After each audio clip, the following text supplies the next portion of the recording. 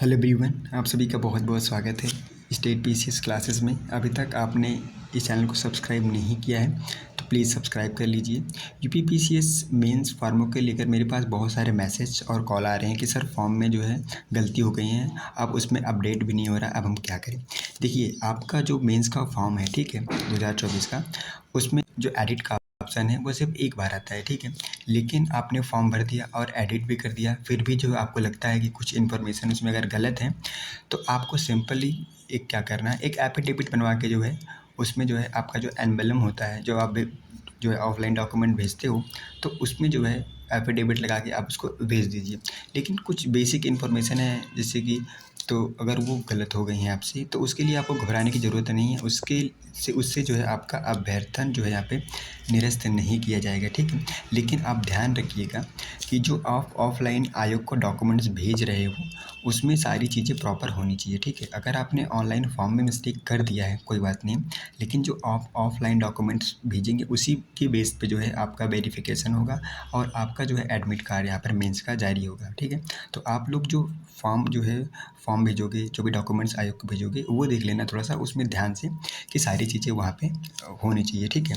जैसे कि high school की मार्कशीट होनी चाहिए, इंटर की मार्कशीट होनी चाहिए, आपका फॉर्म का जो है पीडीएफ प्रिंट होना चाहिए, ठीक है।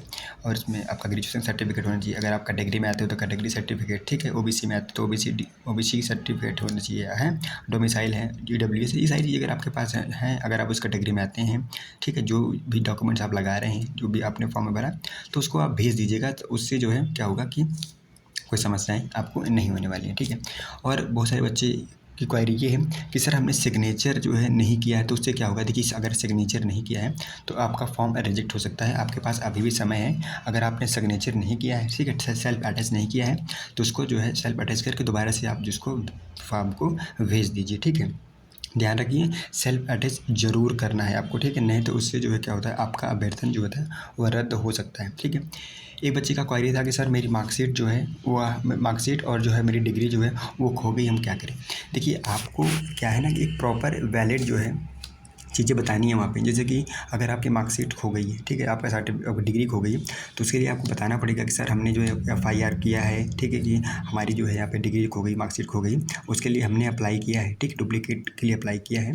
उसमें समय लगता है, तो उसके लिए क्या करना है आपको, उसके लिए आपको क्या करना है, एफआईआर की जो फ़ोटोकॉपी है ना, उसको आप वहाँ पे लगा दीजिए कि सर हमारी जो है हमने एफआईआर कर दिया है, हमारी मार्कशीट खो गई है, ये जो है मार्कशीट जो इतने दिनों में हमारी बन जाएगी, अभी इसमें समय लगेगा, हम आपको जो है प्रोवाइड करवा देंगे, ठीक है। तो उससे क्या होगा कि आयोग भी इंश्योर हो जाएगा, तो उसमें जो है आपका अभ्यर्थन उसमें रद्द नहीं किया जाएगा, ठीक है। क्योंकि आप जो उसमें एफआईआर की कॉपी लगा देंगे और एक जो है एफिडेविट भी वहाँ पे लगा देंगे, तो वहाँ पे आपको कोई समस्याएँ नहीं होनी चाहिए, ठीक है। ये बात है। बहुत सारे बच्चों को एग्जीक्यूटिव पोस्ट के लिए जो है उसमें येस भरना है कि नो भरना है। तो देखो, अगर एग्जीक्यूटिव का जो पोस्ट है उसमें है कि अगर आप ग्रेजुएशन है तो उसमें आपको वहाँ पे येस कर देना है, ठीक है। तो वहाँ पे आपको नो जो है यहाँ पे नहीं करना है। आपको एग्जीक्यूटिव वाले पोस्ट में आपको यहाँ पर येस करके आपकी जो भी डिटेल है जिसकी ग्रेजुएशन की, वहाँ पे उसको फिल कर देना है, ठीक है। जैसे आपने लॉ किया है, ठीक, बीटेक किया है, एमए किया है, जो भी चीज़ें हैं, जो भी किया है, तो आप जो भी ग्रेजुएशन में सब्जेक्ट्स हैं उसको आप वहाँ पे भर दीजिए, ठीक है। उसमें कोई दिक्कत नहीं है। देखिए, बहुत सारे बच्चों की क्वेरी ये भी है कि एनओसी को लेकर। देखो, एनओसी को लेकर जो भी क्वेरीज आ रही हैं कि कहीं कोई कह रहा है सर मुझे एनओसी नहीं मिली है, ठीक है।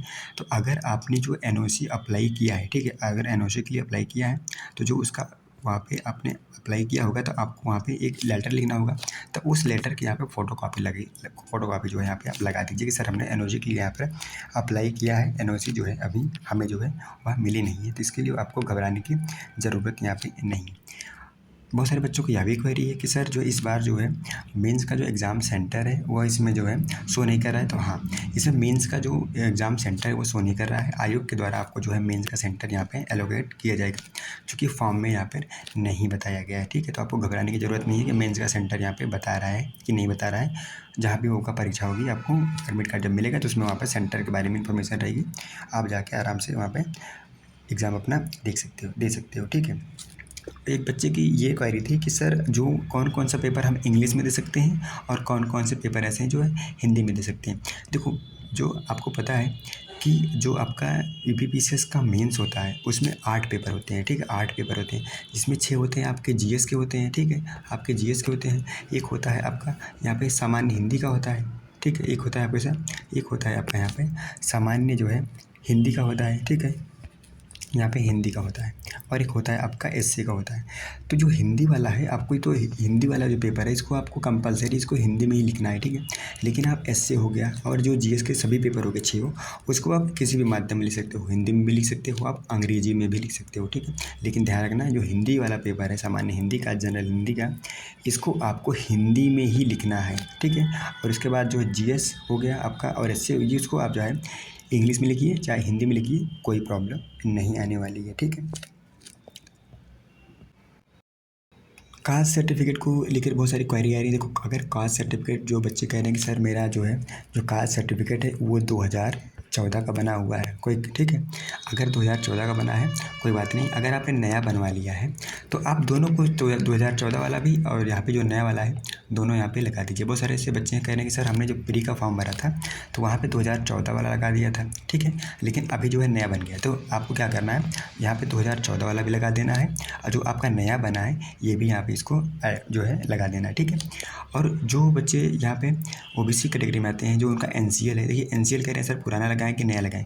देखिए आपने जो एनसीएल प्री के टाइम भरा था तो वही आप यहाँ पे लगा दीजिए, लेकिन आपने नया भी बनवा लिया तो उसको भी आप यहाँ पे साथ में जो है लगा के यहाँ पे भेज दीजिए, उसे कोई दिक्कत यहाँ पे होने वाली नहीं है, ठीक है। जो यहाँ पे जनरल कैटेगरी के स्टूडेंट हैं, जनरल कैटेगरी के स्टूडेंट हैं, मैं उनको क्लियर कर दूँ कि अगर उनको जो है ना तो यहाँ पे अपनी कास्ट सर्टिफिकेट देनी है, ना तो यहाँ पे उनका अपना इनकम सर्टिफिकेट देना है, ना तो इनको यहाँ पे अपना डोमिसाइल सर्टिफिकेट देना है। ये सारी चीज़ें आपको नहीं देनी है, ठीक है।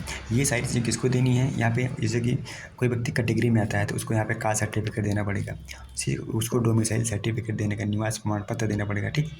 तो अगर जो कैटेगरी में आते हैं, ठीक है, उनको सिर्फ देना है। अगर जो अदर स्टेट से आते हैं या फिर जनरल कैटेगरी में आते हैं उनको ये सारी इन्फॉर्मेशन नहीं देनी है, ठीक है। उनको सिंपली क्या क्या भेजना है, उनको जो है एप्लीकेशन फॉर्म भेज देना है, हाई स्कूल और इंटर की मार्कशीट और यहाँ पे टीसी जो है आपका सर्टिफिकेट भेज देनी है, और ग्रेजुएशन की यहाँ पे मार्कशीट और जो है यहाँ पे आपका सर्टिफिकेट भेज देना है। अगर आपके पास पीजी है तो उसकी यहाँ पे मार्कशीट जो है और यहाँ पे सर्टिफिकेट भेज देना है। बीएड किया है आपने तो उसकी भी जो मार्कशीट और यहाँ पे सर्टिफिकेट आपको भेज देने हैं, ठीक है। अगर आप कैटेगरी में आते हैं तो आपके पास निवास होना चाहिए, जाति प्रमाण पत्र होना चाहिए, आप ईडब्ल्यूएस हैं तो ईडब्ल्यूएस सर्टिफिकेट होना चाहिए आपके पास, ठीक है, इनकम सर्टिफिकेट होना चाहिए। अगर आप जो है ओबीसी हैं तो ओबीसी के बाद ओबीसी सर्टिफिकेट होना चाहिए, आपके पास एनसीएल सर्टिफिकेट होना चाहिए। ये सारी चीज़ें आप यहाँ पे भेज दीजिए।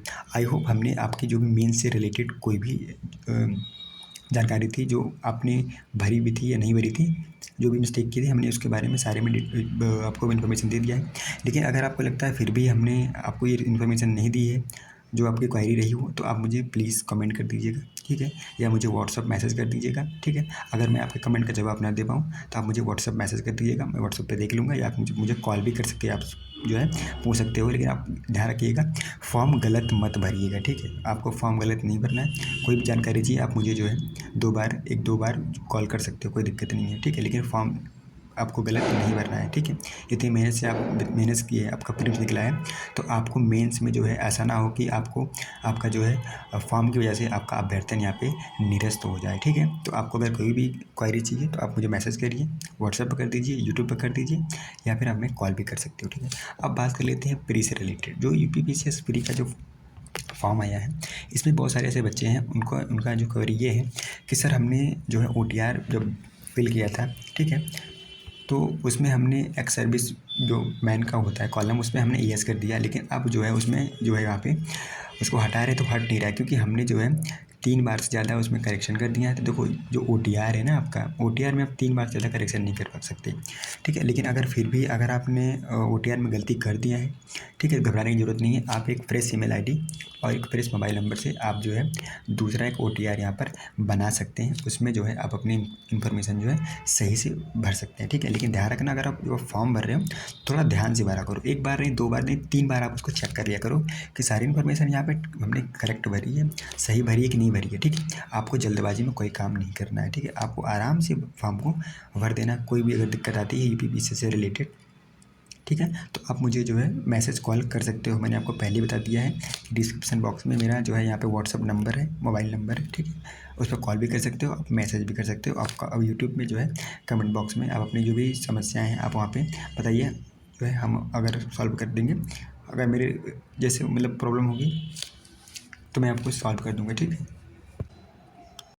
एक बार मैं आपको फिर बता देता हूँ कि अगर यूपीपीसीएस मेंस के फॉर्म में आपने डॉक्यूमेंट्स में कोई भी चीज़ें गलत भर दिया है, ठीक है, ऑनलाइन में, तो आपको घबराने की ज़रूरत नहीं है। आपको जितने भी वैलिड डॉक्यूमेंट्स हैं उसको वहाँ पे आयोग के पास जो है ऑफलाइन जो है माध्यम में अगर आप जब भेजेंगे तो उसमें जो है आपके जो भी डॉक्यूमेंट्स हैं जो कि वैलिड आपको भेज देंगे, ठीक है। तो उससे जो है आपका अभ्यर्थन निरस्त नहीं होने वाला है, ठीक है। लेकिन कुछ लोग कह रहे थे कि सर अगर ऑफलाइन जो है हम डॉक्यूमेंट्स ना भेजें तो क्या होगा? देखिए, अगर आप ऑफलाइन डॉक्यूमेंट्स नहीं भेजेंगे तो आपका जो है अभ्यर्थन निरस्त कर दिया जाएगा और आपका मेंस का एडमिट कार्ड भी जारी नहीं किया जाएगा। तो ध्यान रखना, आपको जो है जो फिजिकल डॉक्यूमेंट्स है उसको तो भेजना ही भेजना है, ठीक है, कंपलसरी है। जो भी अगर आपके वैलिड डॉक्यूमेंट्स हैं आपके सभी जो है वहाँ पे भेजने हैं, ठीक है। आपने जो भी चीज़ें भरी हैं, ग्रेजुएशन की है, पीजी की है, अब बीएड किए हैं, जो भी सारी चीज़ें हैं, कास्ट सर्टिफिकेट है, इनकम सर्टिफिकेट है, सारी चीज़ें आपको आयोग को भेजनी है, ठीक है। आपके पास अभी भी टाइम है, ठीक है, 24 तारीख तक का समय है। 24 तारीख से पहले जो है आप आयोग को यहाँ पर भेज दीजिएगा। ये मत रखिएगा कि जो है हम सर जो है भेजेंगे 22 को भेजेंगे, 23 को भेजेंगे। आपके पास अभी समय है, ठीक है, तो घबराने की ज़रूरत नहीं है। आप फॉर्म आराम से भर कर उसको भेज दीजिए। जो भी क्वायरी हो आप मुझसे पूछ लीजिएगा, ठीक है, लेकिन फॉर्म को प्लीज़ आप लोग जो है गलत मत भरिएगा, ठीक है। आई होप आपको सभी जानकारियों का जवाब मिल गया होगा, ठीक है।